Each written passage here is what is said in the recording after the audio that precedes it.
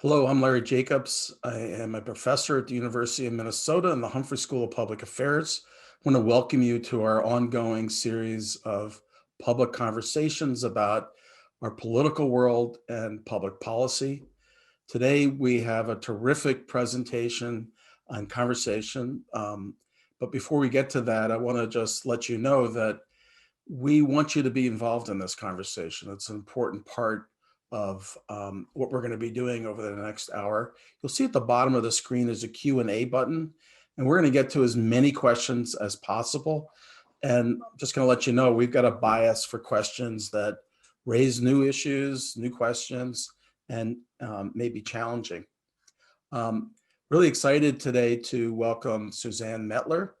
And just to be fully disclosed, Suzanne and I are good friends. We're co-authors, and we've known each other for a number of years. So this is a particular pleasure. But I've also got to let you know that Suzanne Mettler is a very distinguished faculty and scholar. She is the Clinton Rossiter Professor at Cornell University. She's published 5 books, including Submerged State, which was published in my book series at the University of Chicago. Most of the books that she's published have won distinguished awards because they're so outstanding. So this is really a very accomplished scholar. In addition to these books, Suzanne has published the New York Times, Foreign Affairs, and other kind of more public outlets. She is a powerful public intellectual. Today, we're going to be talking about Suzanne Mettler's book with Robert Lieberman at Johns Hopkins University. The title of the book is 4 Threats, the Recurring Crises of American Democracy. Professor Mettler, so good to have you with us. Well, I'm delighted to be here. Thank you so much for welcoming me back to the Humphrey School. I, of course, wish I was there with you all in person, but I'm very thankful for this Zoom environment that offers the next best thing for us these days. So thank you all for coming today. So I wanted to tell you briefly how this book came about. I, at Cornell, teach a big class on Intro to American Politics, a big lecture class for undergraduates. I had taught this class when I was an assistant professor just out of grad school at Syracuse University back in the 1990s. Then I didn't teach it for a long time, came back to it around 2012 at Cornell. And it was like teaching about a different country because so much had changed in the meanwhile. And we had growing polarization and declining trust in government and a lot of dysfunction. And so I felt like I was having to run to keep up with teaching the course. And then we got to the election of 2016. And while this was going on, I found it extremely challenging because even topics that had been long established, like the legitimacy of American elections and the fact that most Americans would respect the results, and topics like freedom of the press were coming into question. And I was finding myself, really perplexed. And it was at that point that I would find myself in conversations with other political scientists in my department who study countries around the world and the decline of democracy and what makes that happen. And when I would talk to them, they seemed to have a lot of insight about the United States, and it was very disturbing. They would say, well, when we look at Donald Trump as a candidate, he reminds us of leaders we've seen in Venezuela and Peru and Turkey and Hungary. And they would say, democracies, they don't last forever. They come and they go. And the United States has had a pretty good run. For me, as a scholar of American politics, this was mind-bending. And I felt that I needed to learn more from them. So in 2017, a group of us formed what we call the American Democracy Collaborative. It's scholars who look at democratic deterioration worldwide, as well as some of us who study American history in politics to try to understand better what the United States is going through today. And this book, 4 Threats, emerged out of that. So now let me step back and set the scene for you. Political polarization had been growing for years. Each action by one camp provoked an even greater counterreaction from the opponents. Then the president signed a law that made it more difficult for immigrants to attain American citizenship and easier to deport people who were deemed to be dangerous or from hostile nations. He signed another law that allowed for the prosecution of journalists who openly criticized his administration. Each were efforts to weaken the political opposition. The year was not 2017 or 2020, rather it was 1798, and President John Adams had just signed the Alien and Sedition Acts.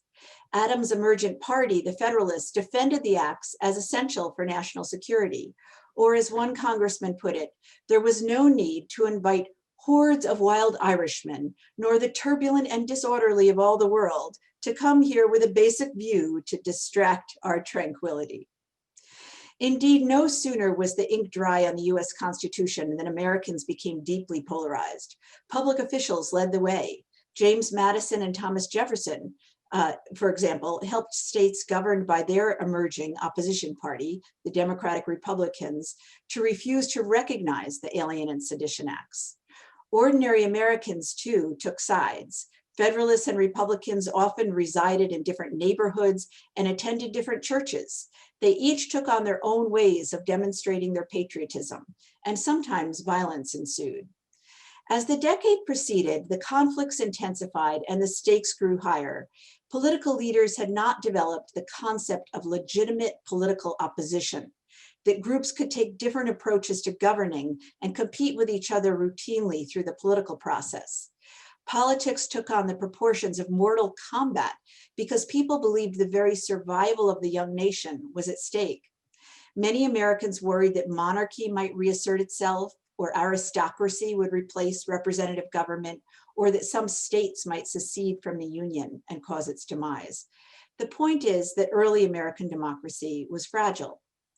The overarching question for our book is whether we should also be worried today.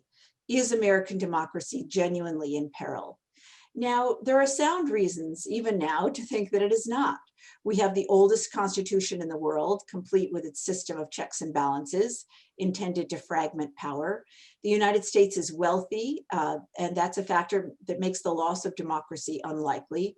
In addition, while the nation in the 1790s included institutions that repudiated democracy, most notably slavery, and it did not become a full democracy, I would argue, until the 1960s and 1970s, it is still fair to say that democracy has progressed over time, becoming more robust and inclusive. And also, if we look around today, it has many features of strength. Two well-established political parties, each with control of different parts of the federal government and many states, and active citizens who this year voted at the highest rates since 1900 in the presidential election, which is extraordinary. And we have active news organizations. So all of these reasons make democracy today appear to be secure. On the other hand, it's not unreasonable to wonder whether democracy may be at the risk of deteriorating or backsliding. As we've learned from those who study democratic deterioration in other nations, these days we don't tend to see democracy taken at the barrel of a gun, or canceled elections, or the disbanding of the legislature. Rather, it tends to happen in more subtle ways. Typically, elections are still held, and yet democracy decays, such that a nation becomes a hybrid with some democratic features but not others, what some scholars call competitive authoritarianism. In other words, we shouldn't be thinking of democracy having an on-off switch of democracy versus not democracy, but rather as a continuum. And the question is at any point in time, whether we're moving toward becoming more of a full, robust democracy or backsliding in the direction of autocracy. So that's what we take on in this book. And we look at 5 earlier periods in American history when Americans were broadly worried about backsliding. And we look at what happened then, and then we analyze the contemporary period in light of what we've learned. Now, I should say by democracy, what we mean is a system of representative government with accountability to citizens. And there's 4 basic pillars that make this work. They are free and fair elections, the rule of law, the legitimacy of the opposition, and the integrity of rights, meaning civil liberties, civil rights, and voting rights. And these four features are the indicators that we look at in each of the 5 periods to see whether democracy is really under threat and deteriorating or not. And we've also learned from those who study democracy around the world that there are 4 key threats that make it vulnerable. The first of these is political polarization. Now, democracy works well when there are multiple groups and identities in a society, such that people have overlapping affiliations and memberships. So, for example, you might belong to one political party or the other, but in your place of work, or in your place of worship, or in civic organizations you belong to, you regularly interact with people of the other political party. What's problematic is when these differences increasingly sort themselves out and align so that it becomes like we're in 2 camps of us versus them. And when that happens, politics ceases to be a process involving negotiation and accommodation, and it can start to feel like opponents are instead our enemies. The second big threat is what we call conflict over the boundaries of the political community. So democracy works well when the citizens of a nation broadly agree on who is a member and what their status is. If there's an unresolved formative rift in the nation's founding over who is included, it can reemerge as a source of trouble again and again, whether it's over race, ethnicity, or gender, or what have you. In the periods that we examine, battles over race take center stage, especially concerning those who are most overtly excluded in the nation's founding, African Americans. The third threat is rising economic inequality. Places where inequality is high and growing are more likely to suffer democratic deterioration. The question is why? I assumed going into this, the idea was that the 99% would rise up and have a revolution, but it's actually the opposite of that. When you have high inequality, the affluent become worried that the masses will impose redistributive policies and higher taxes. So to protect their interests, they seek to solidify their power, and they're willing to support repressive measures to do so if that's what it takes. Finally, the fourth threat is what we call executive aggrandizement. And this refers to the enlargement and concentration of powers of the nation's top leader in the United States, of course, the president, and the demise of checks and balances that can come with that, making a nation more prone to tyranny. Okay, now stepping back, all 4 of these threats have waxed and waned and combined in different ways in American history. In the period I was describing earlier, the 1790s, only one of them was unleashed, and that was political polarization. And acting all by itself, it created a lot of havoc. But by the 1850s, 3 threats converged, and by the end of the decade, it led to the onset of the Civil War. Then again in the 1890s, those same 3 threats converged. And I want to talk about the 1890s for a few minutes. In the decades following the Civil War, democracy for those who had rights to participate was quite vibrant. And this now included African American men in the South who'd gained voting rights and were participating at high rates in elections and running for office, primarily as Republicans. Also, the People's Party emerged in 1892 out of the agrarian populist movement, and it also began to run candidates quite successfully. But at that very juncture, democracy was thrown into crisis. I want to zoom into North Carolina in the 1890s. There, Republicans and populists noticed that if they joined forces running candidates on what was called a fusionist ballot, they stood a chance of beating the Democrats, who at that time in the South was the party run by white elites. And that's what they did. So in 1896, the fusionists managed to elect Republicans as governor and to the majority of the state seats in the US House of Representatives and the state assembly. Democrats' worst fears had come to pass, and they plotted their way back to power. In 1898, they staged a coup d'etat in the city of Wilmington. It was the state's largest urban area, and it was a success story. African Americans were moving into the middle class. 3 members of the Board of Aldermen were Black, as were numerous public sector employees. The Daily Record was a Black-owned newspaper, and as a daily, it was the only one of its kind in the nation. So democracy seemed to be on the rise. But on the morning of November 10th, nearly 2,000 white men who belonged to paramilitary groups gathered at the city armory. They marched to the offices of the Daily Record, set the building on fire, and watched it burn. Then they advanced through Black neighborhoods and murdered hundreds of residents. They dragged prominent people from their homes and took them to the train station and made them leave town. Before the day was out, the coup leaders at gunpoint forced the resignations of the mayor and aldermen and installed their own in their place. A few months later, the Democrats party leaders statewide took measures to make their power permanent. They scaled back voting rights by establishing poll taxes and literacy tests. As one Democrat who was a state senator put it, he favored, quote, a good, square, honest law that will always give us a good Democratic majority, end quote. What happened in North Carolina brought out into the open a major transformation that occurred during that decade more quietly all over the South, as white elites shut down the political opposition. The federal government, meanwhile, including Republican presidents, permitted this. In 1898, President McKinley heard the pleas of African Americans in Wilmington asking for help, but failed to intervene. As disenfranchisement happened in state after state, President Theodore Roosevelt simply watched. Then President Taft went so far as to praise the restrictive rules for excluding what he called, quote, an ignorant, irresponsible element from the electorate. By the end of the 1890s, all four pillars of democracy had suffered harm. The main result was the disenfranchisement of millions of Black men and some poor whites. And once African Americans lost political power, they subsequently lost their civil liberties and civil rights as well. Jim Crow was established, and it lasted 60 years. And while Southern elites regained extra political power, not only to rule in their own states as autocrats, but also to exercise an outsized voice in national politics for the next half century. The politics of the 1890s reverberates in our own times.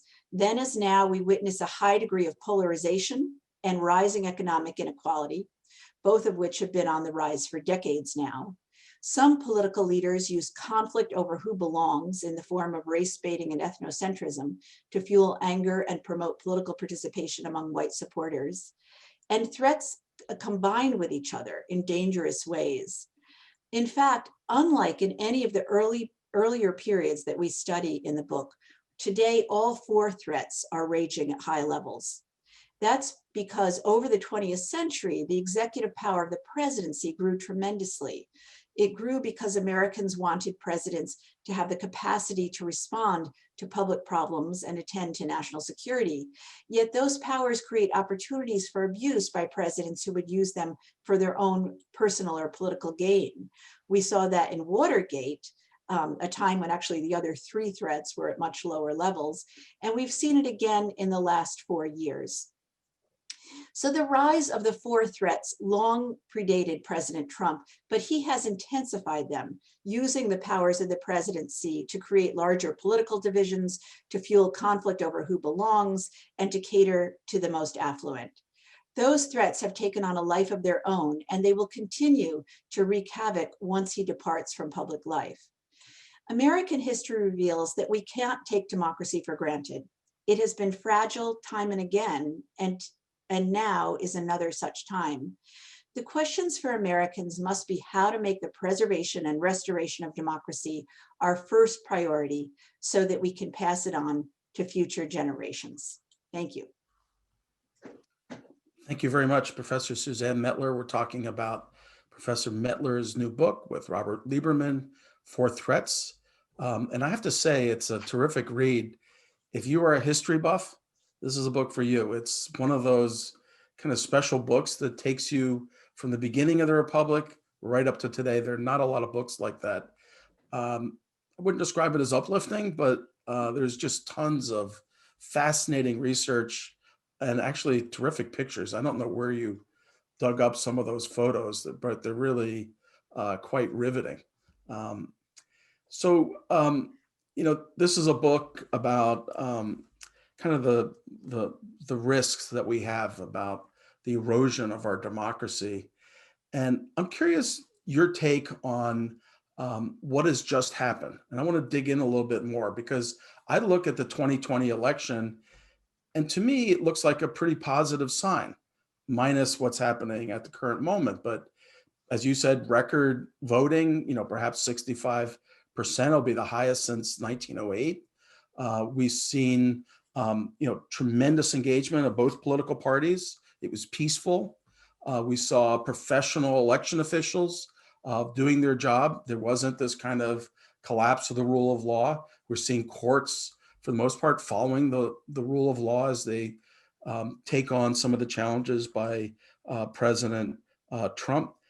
The networks, CNN, Fox, they've behaved, I would say, in a fairly responsible, consistent way. I don't see infringement on press freedoms. And so I look at that, and to me, what I'm seeing is um, some of that polarization loosened a bit. Joe Biden did very well in suburban areas, particularly among women, among folks who had voted in the past with Republicans. Participation by people of color was significant and very decisive, but not necessarily in predictable directions. We see different results with Latino and Hispanic voters in Florida versus Arizona and Nevada. Um, Donald Trump has done his best to undermine this, and yet he's not succeeding. It looks as if his hand is being played out, and there are all indications the election will be declared and for Joe Biden, and he'll be inaugurated. So is that kind of a correction to this kind of dire picture that you're presenting about democracy? Well, I agree with everything that you're saying. And I think, it's extraordinary, frankly, that in the midst of a pandemic, we had the highest voter turnout since we had in the early 20th century. I mean, that's extraordinary. And, it is just a testament to all the Americans who found ways to vote this time around. But, that's part of the story. But there were also so many things going on over the past 6 months by President Trump and by members of his party to try to discourage voting, to try to make it harder to vote, slowing down the mail service in the midst of an election, trying to discourage people from mail-in voting and associating it with fraud again and again. And now that we are through the election, for the president still to have failed to concede the election to Biden, and to the contrary, doing everything he can, and with the assistance of other Republican officials who are trying to lean on these state and local officials and to urge them to not abide by the law and principles of how we are doing things. And so, there's so many examples of this, so I won't list them at length, but, for example, we have the Secretary of State of Georgia, who Senator Lindsey Graham called him and, tried to get him to throw out the votes in lots of counties. Fortunately, this is a man with a North Star, and he's refusing to do that. But what if he wasn't? We have, Wayne County in Michigan, where there's been a conflict over whether to certify the ballots, and President Trump himself called one of the Republicans who is responsible for that, trying to pressure her not to do so. So, this continues at all levels. So what I see is two broad problems going on.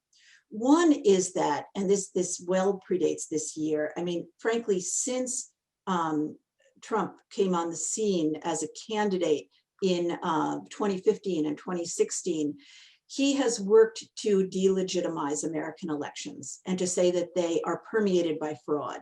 And it's very striking to me, if you look at polling data going back just a couple of years before that, the vast majority of Americans of both parties agreed that we could trust our election results in the United States. And that's no longer true.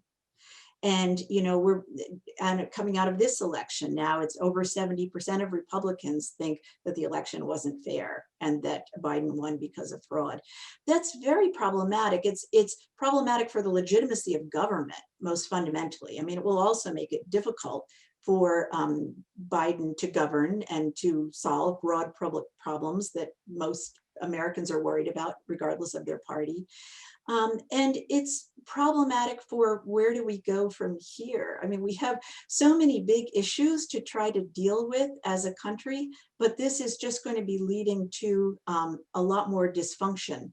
And it worries me that then with subsequent elections, if we don't have state and local officials running them who are as conscientious as some of these individuals that I've been mentioning, that they will do what their party wants instead of just upholding the results of the election. I think everything you've said is very important and something we need to keep in mind. And yet, I come back to the point I was making about the system of laws and procedures. Everything you've said is a warning sign, but it's also the case that the system is working. It has worked. People voted peacefully. Their votes have been counted, and you can, kind of create a horizon of worry. But in the present, people voted in record numbers. We saw the election process, the officials, secretaries of states in blue and red states doing their jobs. We're seeing courts again and again following the law.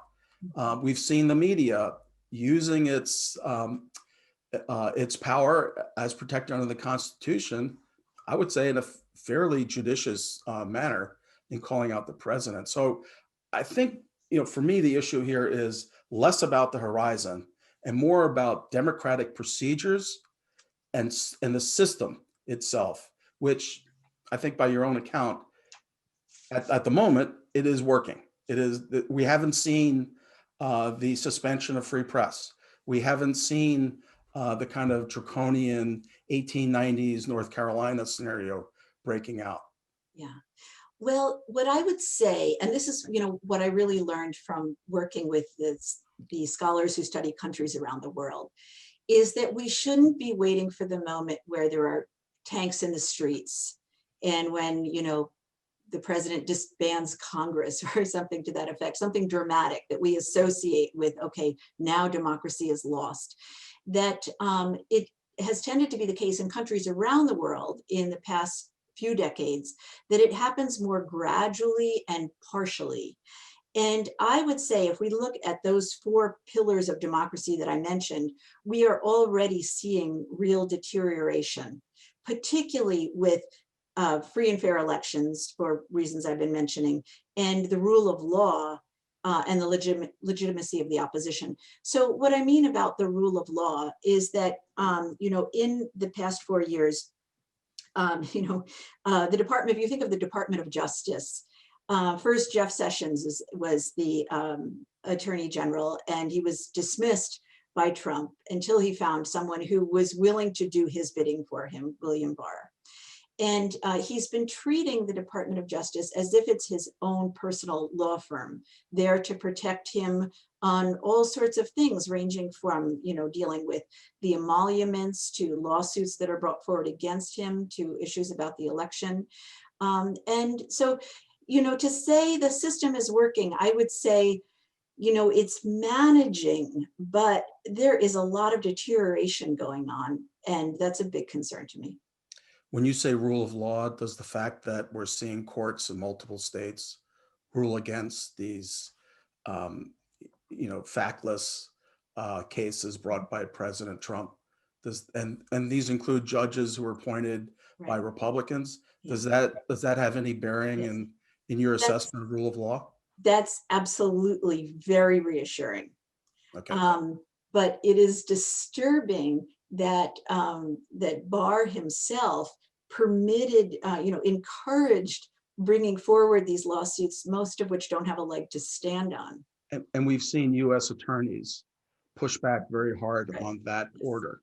I mean, Yes. to me, it seems like the procedures and the rules are being followed. I'm not disputing, the level of angst that you detect as reasonable.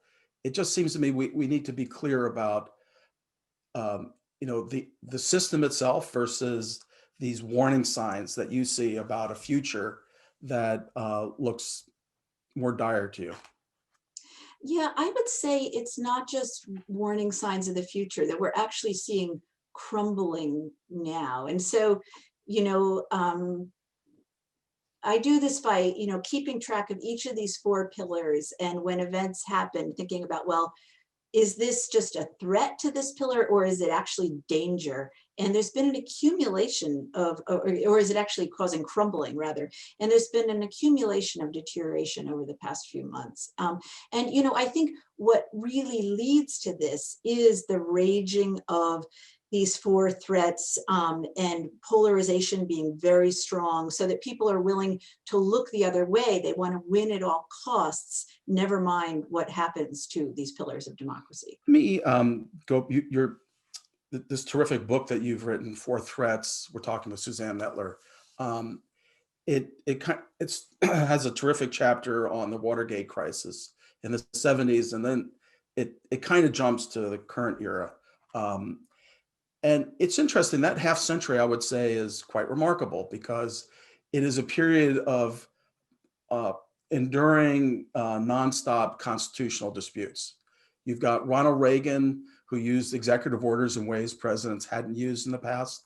Mhm. The crisis culminates with the Iran-Contra affair, in which the White House, um, boldly disregarded a law to pursue a foreign policy it wanted, and was very eventually open about saying the president can ignore law because his power is plenary in the area of foreign affairs. Then you move to, well, obviously George W. Bush. There were concerns about spying, about torture, that was forbidden by law, and Congress felt violated the Constitution. Barack Obama expanded drones. There was no declaration of war to do that. In the conservative press, there's great concern that under President Obama, the IRS pursued and harassed the Tea Party to the point that its ability to engage in the political process crumbled and may have contributed to election defeats in 2012, which was a close outcome. Now, I put all that together and I'm looking at data about trust in government. And here's what I'm seeing. I'm seeing when there's a Democrat in the White House, the trust of Democrats is high and the trust of Republicans is low, which is the case we saw with both Clinton and Obama. The Democrats under Clinton and Obama thought the president was doing a great job. They're very confident. When you have Republicans in the White House, it's the reverse. You've got Republicans who are confident. So my question to you is, are our perceptions about Democratic demise partisan? Are we filtering this through what we see as something that's hideous, whereas lots of Republicans think the president is following the law, is following the Constitution? Yeah, yeah, great question. Um, so the power of the presidency has, of course, been growing since the 1930s, and came about very much to initially to respond to the Great Depression, very high unemployment rates, and then World War II, national security, and then on it goes. And presidents of both parties have grown these powers, and Congress has given a lot of extra authority to presidents over time, really ceded it to presidents over time. So each president comes along acquiring more power than the president before them, typically. And what we've seen, I think, like when you're mentioning like the 1980s, looking back to the 1980s now, and I was like working in Washington some of those years, and things were so mild by comparison to now, in that partisanship was much lower. It was, really just starting to increase, just starting to rise. There'd been these, changes at the grassroots level in people's party affiliation, and a gradual sorting out that emerged from the 1960s onward. And by the 1980s, elections are becoming much more competitive because in any given election, Congress could change hands between the parties. The Republican Party was becoming much more competitive than it had been against the Democrats. And so then the public officials in each are trying to distinguish themselves from each other. rather than to engage in policy making. And that just, becomes more intense by the 1990s and the early 2000s and so on. But then what begins to happen, and what I think you're putting your finger on, is that presidents use this growing executive power to cater to political parties and to party activists. And presidents, again, of both parties do that. And trying to, especially when, polarization makes it harder for Congress to act on big public priorities. So then presidents feel like they've got to get something done. They've got to convince their base they've done something. So they use those executive powers of the administrative state to accomplish things that they can't otherwise. And both Democrats and Republicans do this. So, I agree with you. We do know that people's perceptions of this are partisan now, but I think it's emerged through that dynamic. Let's move past the inauguration on January 20th. There's a President Biden. He puts in a new Attorney General. Will we revert to kind of a lower level in your continuum of kind of dire threat to democracy to everything's okay? Will things recalibrate under President Biden? So I do think that that the future President-elect Biden will, for those concerns I have about the rule of law, I think we're going to be in a better position in that he will staff the Department of Justice with people who are very conscientious about the rule of law. And I think, that will help tremendously. But I think that these four threats, I've been talking some about President Donald Trump, but he did not create these threats. They long predate him. They led to his emergence as a candidate and helped him to get elected, we argue. And once he is gone from public life, they will continue to rage. They've taken on a life of their own, and you can't stuff that genie back in the bottle.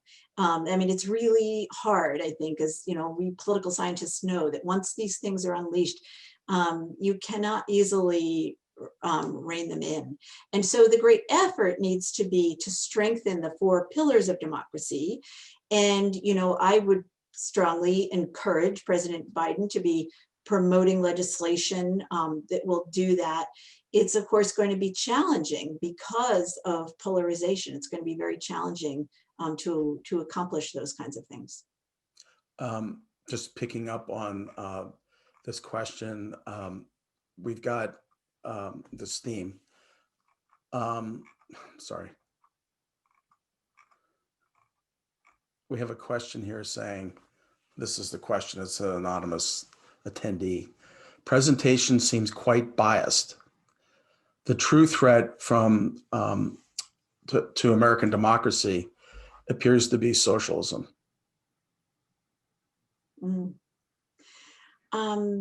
Yeah, I don't think so. I think, when you look across the American political spectrum, the question is how much how much of a role do we want government to have to help to promote the economy, to promote economic growth, and to regulate the economy, to rein in excesses of capitalism. And I think that Americans have long been on a spectrum from wanting less of that kind of intervention to more of that kind of intervention, and that it's really not helpful to use the term socialism because we're really just talking about the degree of that kind of intervention that we'd like government to do. Thank you. You talked in your presentation about the diminishment of the rights of people of color, and particularly Black Americans, both to vote and to participate and engage more broadly. Does the participation of African Americans, Latinos, and Asians in this election, and particularly there's decisive influence in a number of congressional, presidential races in states. Does that suggest a kind of maybe a more positive development in terms of that threat of exclusion? Well, absolutely. I mean, it's terrific to have high voter participation across the board, and it's excellent to have high participation by people of color exercising their voice and making a big difference in the election. It's also, it's very interesting that there were many Latinos, both in Florida and along the Texas border, who voted for President Donald Trump. And I actually think that's a good thing, that should be welcomed, because the Republican Party, as the two parties have become more polarized in recent years, one of the underlying dynamics has been that the US population has grown more diverse, and the Democratic Party has also diversified considerably and kind of kept up with that the change in the US population, whereas the Republican Party has changed less and stayed more of a white party. And that has all kinds of effects that are problematic in a society that's really a broad, multicultural, multi-ethnic, multiracial society. How can we have a democracy that is as well? And so I think that's a positive development for the Republican Party. You talk about the rise of presidential power. Mhm. Dick Cheney, who was a member of Congress during the Iran-Contra affair, was on the committee, the congressional committee, and wrote the Minority Report. This was the beginning of the so-called unitary presidency account, which argues that circumstances, dire circumstances, require the president to take unilateral action, particularly when security is at stake. So I'm curious, does the reason or the circumstances facing a president impact your view about executive power? For instance, Abraham Lincoln suspended habeas corpus during the Civil War and took other extraordinary measures. Was he, killing democracy, or was he defending it? Today, we've got all sorts of threats, cyber threats, germ warfare threats, terrorist threats. Are those circumstances in which we would say defending democracy means the president ought to be acting unilaterally? Yeah, I know. I mean, that's the argument that's made, right? But I don't buy it. I think that in the founding of this country, Congress is established as the first branch, and it's the branch that epitomizes representative government, and it's the closest to the people and most accountable to the people. And the presidency, the executive branch, had much more constrained powers. I think, absolutely, it's been appropriate for those to have been increased over time, so that presidents can respond, broadly speaking. But I think to broad public needs. But I think we need to be very careful. It's always possible to justify these things, but we need to think long and hard about it, because, that is how you move toward tyranny. There are a cluster of questions here that that reflect the one I'm going to read now. If it's as bad as you say, isn't it already too late? No, it's not too late. Why am I saying that? Maybe just simply because I'm an optimist.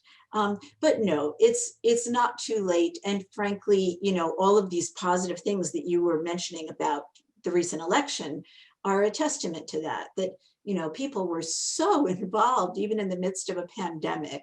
I do think that when, it's heartening to me on the one hand that when, even just like a few years ago, when Americans were asked whether they believed in all of these specific pillars of democracy, both Democrats and Republicans did at high rates.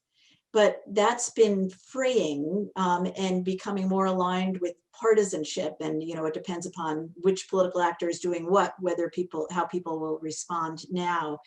But I think that so much cannot be lost already that we can't repair it. Okay, here's a follow-up question from Jim Hart, who's a distinguished colleague here at the University of Minnesota. Of the four threats, which should Joe Biden attack first and with the most vigor? Well, the argument we make in the end of the book is that attacking the threats is really hard because of the way that they become unleashed, and that the more prudent thing to do, the more low-hanging fruit to go after, is strengthening those pillars of democracy, free and fair elections, the rule of law, etc. With the threats, I know that that President-elect Biden will try to rein in polarization, and if anyone can, he's probably the right person to do it. But I still think that's probably unlikely for that to be very possible. But what he will not do as a president, and I feel quite confident of this, is he is not going to be trying to combine conflict over who belongs with polarization, which is what has been going on in recent years and is so detrimental. And I think he is going to be trying to promote policies that lessen economic inequality. So that's also very positive. I was surprised in reading the book. There's not a lot in it about the US Constitution. And often books about American democracy will have a kind of backbone that's made up of the Constitution. And there are a lot of ways in which people have thought about the Constitution and democracy, obviously, in spelling out the rules of the game and stipulating in writing rights that we all have as citizens. But also, the Constitution tends to shape the language we use in describing um, our battles over politics. It also shapes where we have battles. I was in the United Kingdom for most of a year, and Boris Johnson was doing things that were unprecedented. They don't have a written constitution. There wasn't, this sense of constitutional crisis in the way that we think about it, executive power. It was defined in more partisan terms and more personal terms about Boris Johnson. What is your thinking about the independent role of the Constitution in thinking about American democracy? Yeah. Well, I mean, absolutely, the Constitution structures the way we carry out democracy. But I think in terms of the Constitution protecting democracy, when there's a lot of threats against it, it doesn't protect us all by itself. And that's what we found in each of the periods that we looked at. Certainly the Constitution fragments powers in lots of ways, but and it can seem that it protects us in a period like when we were growing up and when the threats were at much lower levels. But then once the threats are raging and the political system becomes vulnerable, the Constitution can't protect us by itself. It takes people who exercise their agency to protect democracy. And so, that would be my major point. It also, the Constitution, because it fragments power in so many ways, in order for us to accomplish things in the United States, to create policies that address major public problems, you need to build big coalitions to do that. You can't do it otherwise. It just doesn't work. And so polarization makes that very difficult. And as that's been happening in recent decades, polarization rising, more difficult for Congress to govern, then I think you get the emergence of anti-government attitudes, because people, regardless of their partisanship, they feel like government's not responding to them. But the other issue is that polarization makes it easier for one party, if it behaves very strategically, to stack the deck against the other. And that's hard to do in the United States, given our US Constitution, but it's possible. And I think we've been seeing a lot of that going on. Follow-up question here from one of our friends in the audience who notes that many of the steps that Joe Biden might take would require executive orders and other prerogatives by the president, won't this simply contribute and perhaps further accelerate the very strain on American democracy that you've described? Yeah. Well, I do think that, I think that's a good question to raise, and I have that concern. And what Biden can do initially in ways that will strengthen American democracy is, for one thing, very simple things like projecting the values of democracy, trying to unify Americans rather than to divide Americans, and then staffing up the federal bureaucracy with people who are very competent and who take the rule of law seriously. All of that will help. And all of that is without using extraordinary, kind of executive power. Now, beyond that, we can hope that Congress will work with him, and that he will be able to build some, and that Democrats will be able to build coalitions with Republicans to accomplish some major things. If that doesn't happen, he will likely use more executive orders and that kind of thing. And it's not what I like to see, but that is where we are. It's where, President Obama, during his first 2 years as president, had these very large Democratic majorities. It was actually, if you go all the way back to 1980, there have only been these large Democratic majorities in both chambers during the early Clinton term and the early Obama term. And there were only 4 months since 1980 when a Democratic president had both those things and a filibuster-proof majority in the Senate. It's because of that the Affordable Care Act was enacted, and some of the other achievements of the Obama presidency. But then once the Democrats did very poorly in the 2010 election with the resurgence of the Republicans and the rise of the Tea Party, then Obama said to his staff, okay, we've got to push the envelope and see what we can do through executive power. And this was a president who had, when he was running for office, said he disapproved of that kind of thing. It's what presidents do now when they can't get things done through Congress. And I'm sad to say that. Jeffrey Arnold asked, George Washington warned about the rise of political parties.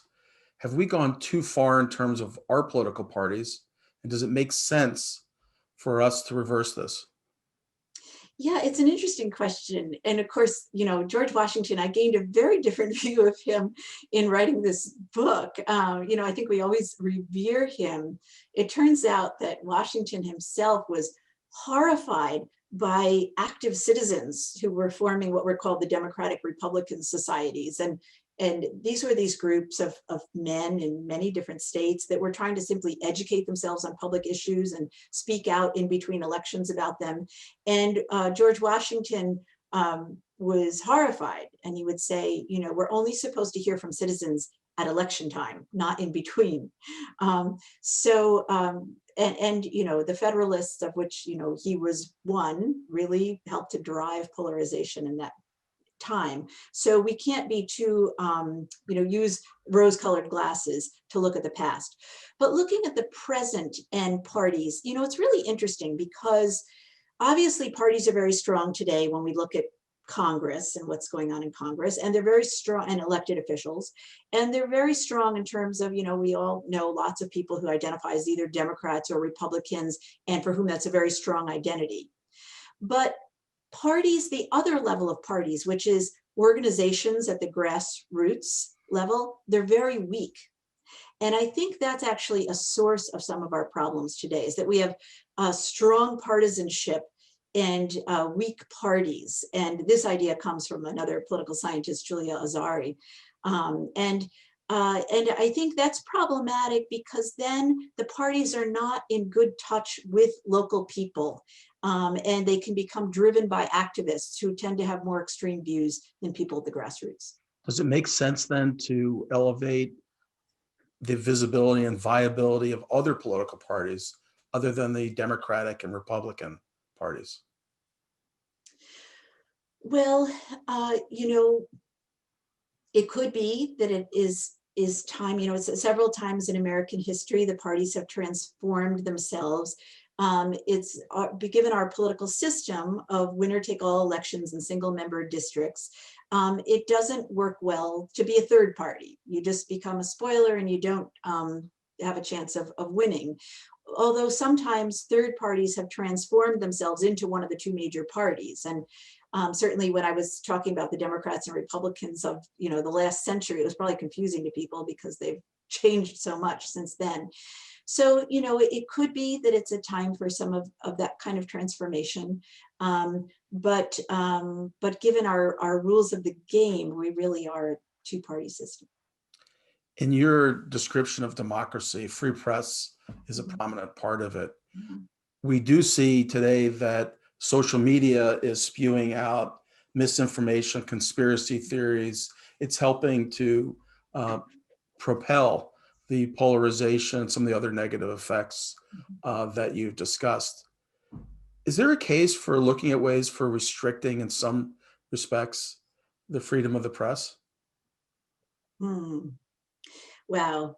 One of the themes that was really striking to my co-author, Robert Lieberman, and I was how the press has been a major actor since the very beginning. So, you go back to the early 1790s and you had some of the founding fathers were the creators of our first partisan press, truly partisan press. They were publishing, and anyone who's seen the musical Hamilton has gotten a taste of this. They were publishing what we might call anonymous op-eds and against and saying terrible things about each other in print. And again in each of our periods, the press plays a major role. I don't think that heavy regulation of the press is a good idea, and freedom of the press is really important in the United States. And I think that what we're seeing today is, on the one hand, there are some real concerns about very partisan media and people's ability to sift through information that they receive in social media, to sort it out for what's fact-based and what's not. At the same time, I think that the media, which has really diversified over time, has been characterized by very high standards in this period, and that it has been a bulwark of But democracy. including the social media world? Well, I'm concerned about the social media world, Yeah, I and think how to go about that. I'm not the expert on that. Probably, Larry, you've a lot more thoughts about this than I do, as a scholar of the media. so. I got two last things I want to ask you about, or one last question, which is, it's striking that you describe kind of this almost like a downward arc in democracy, or an arc in which it's very problematic all the way along the line. Because I would say, whether the launching of the country was democratic or not was a big question. In the 1770s and 80s, you had real democracy in the States, and the reaction of Madison and the others who got together in Philadelphia in 1787 was to contain it, to restrict it. It's why we get the Electoral College. So, do you think, in some extent, the problems of our democracy stems from its problematic origins? Ah, wow. Well, I do. I do, and I don't. I mean, I think that democracy has become more robust over time, and most of my work up until this book was really about the arc of democratization in the United States, and which I think has become much more democratic over time, and really becomes a full democracy by the 1960s and 1970s. Um, but I do think this idea of the formative rift, that if you have people who are really excluded in the nation's founding, that can create a problem for democracy again and again, and how that happened in the United States around race is a really fundamental issue that we need to continue to grapple with.